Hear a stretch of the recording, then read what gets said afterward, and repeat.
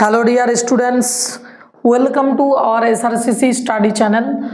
তো এই সেশনটাই আজকে আমরা আলোচনা করব।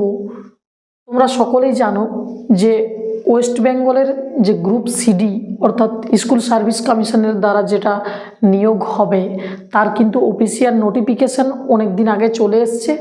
তো অনেকেরই অজানা রয়েছে যে রিজিয়নের যে ব্যাপারটা ছিল না, রিজিয়ন অনুসারে ভ্যাকেন্সি কাউন্ট হয়েছে যে এই রিজিয়ন থেকে এত ক্যান্ডিডেটকে নেওয়া হবে।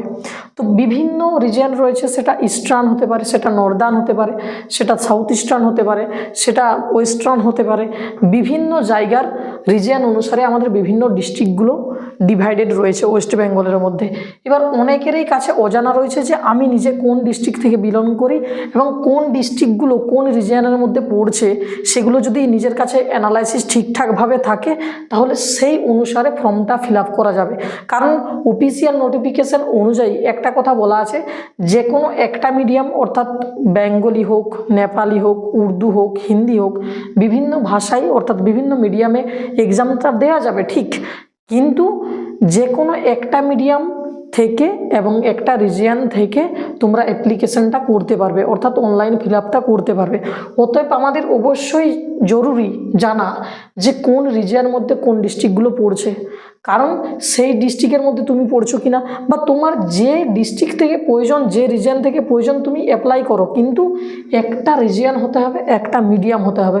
কথার কথা আমি বললাম ওয়েস্টার্ন রিজিয়ন থেকে তুমি অ্যাপ্লাই করবে। ওয়েস্টার্ন রিজিয়নের মধ্যে দেখো বীরভূম রয়েছে, বর্ধমান দুটো, একটা ওয়েস্টার্ন একটা ইস্টার্ন, মানে ইস্টার্ন ওয়েস্টার্ন বলতে পূর্ব বর্ধমান, পশ্চিম বর্ধমান, আর আমাদের রয়েছে হুগলি। তো কারো যদি মনে হয় যে আমি ইস্টার্ন রিজিয়ন থেকে ফর্ম ফিল আপ করবো তাহলে অবশ্যই সে ইস্টার্ন থেকে করতে পারবে, ঠিক আছে, কিন্তু একটা মিডিয়াম একটা সে ইস্টার্ন থেকে করলে আর বাকিগুলো থেকে করতে পারবে না। এমন নয় যে আমার মন চাইলো eastern, western, south eastern, southern বা নর্দার্ন সব রিজিয়ন থেকে আমি করে দিলাম, এরকমটা কখনোই হবে না। অতএব আমাদের কাছে এতগুলো 1 2 3 4 5টা রিজিয়ন দেওয়া হয়েছে, তো 5টা রিজিয়ন যে কোনো একটা রিজিয়ন থেকে তুমি করতে পারবে। আর একটা মিডিয়াম অর্থাৎ সেটা তুমি নিজের স্বাচ্ছন্দ্য বোধ, নিজে বাংলা হতে পারে, হিন্দি হতে পারে, উর্দু হতে পারে, বিভিন্ন যে মিডিয়ামগুলো দেওয়া ছিল অফিসিয়াল নোটিফিকেশন অনুযায়ী। কোথায় পাবে notification official? Sanjay sir official টেলিগ্রামে জয়েন করো, সেখানে পুরো চার্ট ওয়াইজ দেওয়া আছে। আর যদি সেখান থেকে না দেখতে পারো তাহলে তোমরা এই সেশনটা অবভিয়াসলি ফলো করো, আগেও সেশন দেওয়া ছিল সেটাও ফলো করতে পারো, পুরো আলোচনা হয়েছে পুরো কবে থেকে ফর্ম ফিল আপ অবভিয়াসলি। তো এইবার আমরা আলোচনা করব কি রিজিয়নগুলো হলো ইস্টার্ন, এবার ওয়েস্টার্নে দেখো মেদিনীপুর আছে, সেটা পশ্চিম হতে পারে, সেটা পূর্ব মেদিনীপুর হতে পারে, ঝাড়গ্রাম, পুরুলিয়া, বাঁকুড়া, এটা হচ্ছে ওয়েস্টার্ন রিজিয়নের মধ্যে পড়ছে। সাউথার্ন রিজিয়নের মধ্যে কি কলকাতা, হাওড়া, আর হচ্ছে দক্ষিণ 24 পরগনা। আচ্ছা, সাউথ ইস্টার্ন যে রিজিয়নটা, সাউথ ইস্টার্ন সেটা নদিয়া আর দক্ষিণ 24 পরগনা, ওকে।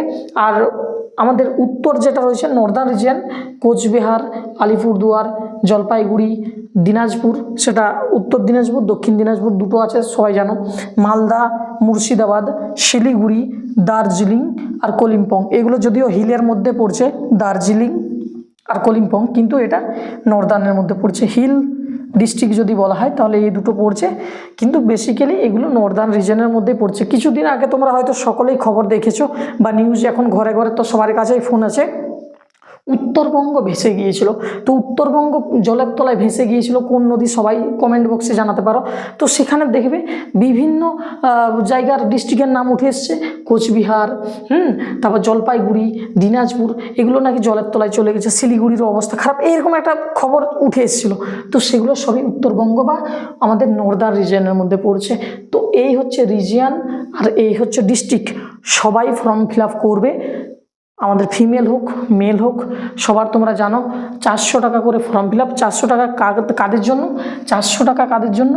ওবিসি, জেনারেল, ইডাব্লিউএস যারা রয়েছে, জেনারেল, ইডাব্লিউএস, আচ্ছা, আর হচ্ছে আমাদের জেনারেল, ইডাব্লিউএস আর ওবিসি, এদের জন্য আমাদের ফিল আপ রয়েছে 400 টাকা, আর তোমার SC ST বা PH যে ফিজিক্যাল হ্যান্ডিক্যাপ ক্যান্ডিডেট তাদের জন্য মনে হয় 150 টাকা ছিল। তো ওটা বড় ম্যাটার না, যখন তুমি ফিল আপ করে অবভিয়াসলি সেখানে দেখা যাবে, এটা আলোচ্য বিষয় না যদিও। হ্যাঁ ঠিক আছে। তো এই যে আমাদের যে মেন আলোচ্য বিষয় ছিল এই সেশনটিতে, সেটা ছিল আমাদের অফিসিয়াল নোটিফিকেশন অনুযায়ী আমাদের রিজিয়ন আর কোন রিজিয়নের মধ্যে কোনগুলো পড়ছে, যার যেখান থেকে খুশি কিন্তু একটা রিজিয়ন থেকে ফর্ম ফিল আপ এবং একটা মিডিয়াম থেকে ফর্ম ফিল আপ করতে পারবে। তো সবাই এই সমস্ত কিছু দেখে সবাই স্ক্রিনশট নিয়ে নিতে পারো। তো এই সেশনটা এই পর্যন্তই। যদি উপকার হয়ে থাকে অবশ্যই একটা লাইক করবে, যারা জানে না তোমার বন্ধুবান্ধব ভিডিওটি শেয়ার করতে পারো, বা স্ক্রিনশট নিয়ে সেটাও শেয়ার করতে পারো, কোনো ব্যাপার না। তো এটা সবাই স্ক্রিনশট নিয়ে নাও বা খাতায় কলমে লিখে রাখো। আগামী দিনে আবার যদি কোনো তোমাদের দরকার হয়, নিজের কাছে দৈনন্দিন জীবনে এগুলো দরকার, যে উত্তরবঙ্গ কোনটা, পশ্চিমবঙ্গ, ঠিক আছে পশ্চিমবঙ্গের মধ্যে আমাদের কোন রিজিয়নের মধ্যে কোন ডিস্ট্রিক্টগুলো পড়ছে, অবভিয়াসলি তোমরা সব ডিস্ট্রিক্ট অনুযায়ী দেখতে পাচ্ছ, যার যে ডিস্ট্রিক্ট থেকে পছন্দ বা যার নিজের জায়গায় থাকার পছন্দ, যেখান থেকে বিলং করো সেখান থেকে তোমরা অবশ্যই ফর্মটা ফিল আপ করে দিও। তো চলো এই সেশনে এই পর্যন্তই।